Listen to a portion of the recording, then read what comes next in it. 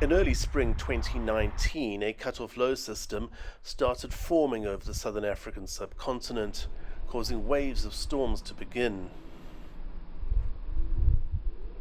Scattered thunder showers forecast in the northern parts, and you can see all that lightning over the northern interior. This is where we're expecting severe thunderstorms. Stormy conditions expected in and around Gauteng, as well as continuous rainfall along the south coast of the country, and that is because of an onshore push of moist air from the cut-off low system that will be moving eastwards this afternoon.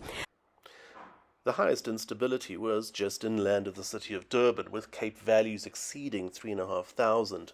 This is a good mixture for supercell thunderstorms. Added to this was cold air pushing in from the south and warm air coming in off the Indian Ocean.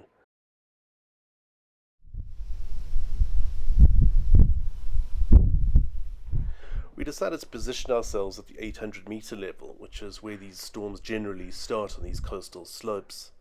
You can kind of see the cumulus starting to bubble up and starting to get going.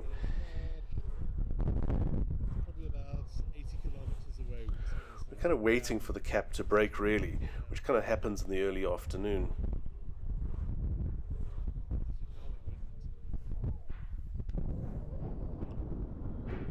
As soon as the winds get going, you can tell something's about to happen.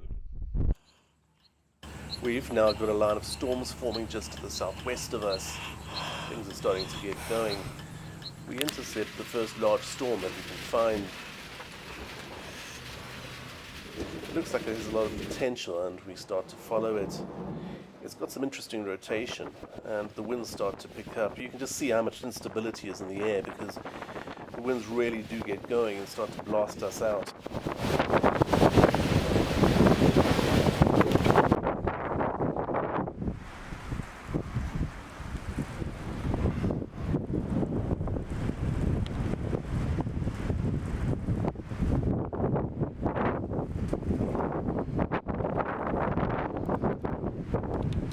Where the fuck is this thing going now?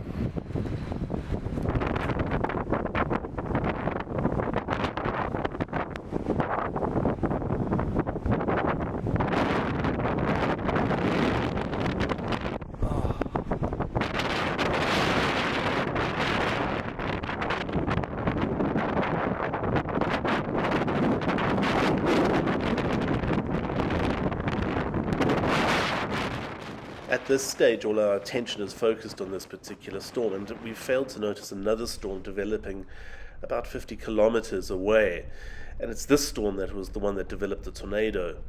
And now you can start to see pictures that other people have taken. We didn't take these pictures. You can see the wall cloud, or the beginning of rotation on the wall cloud of this storm, and you can see it starting to spin up. And this is clearly a sign that a tornado is about to happen.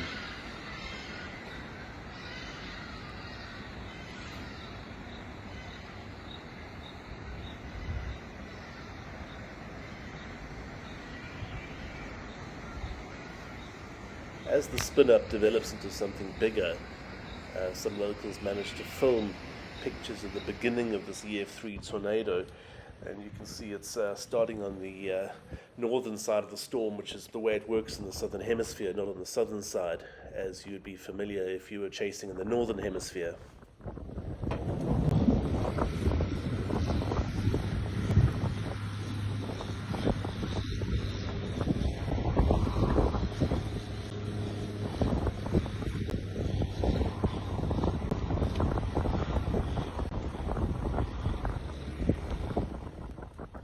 The tornado initially touches down on what is farmland, but as things develop, it starts to change direction and head towards a built-up area where a lot of people live. There's a lot of houses and buildings.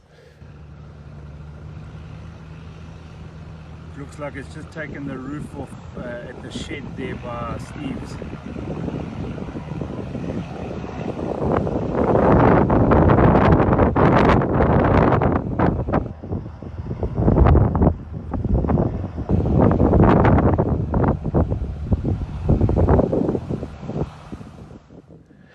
At this point, the tornado is starting to reach its maximum intensity, and it's really just ripping trees out of the ground, tearing over houses, and heaven knows what other damage it's starting to do. I mean, you can just see what's going on here.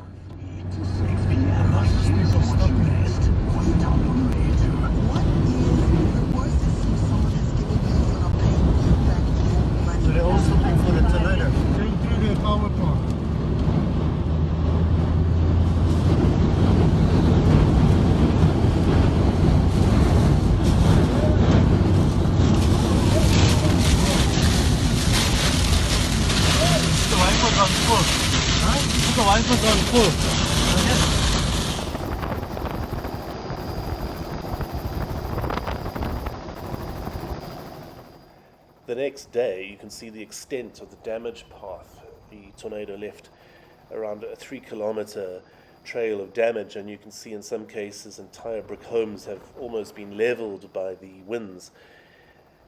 Media reports say as many as 3 people were killed by the destructive power of this tornado.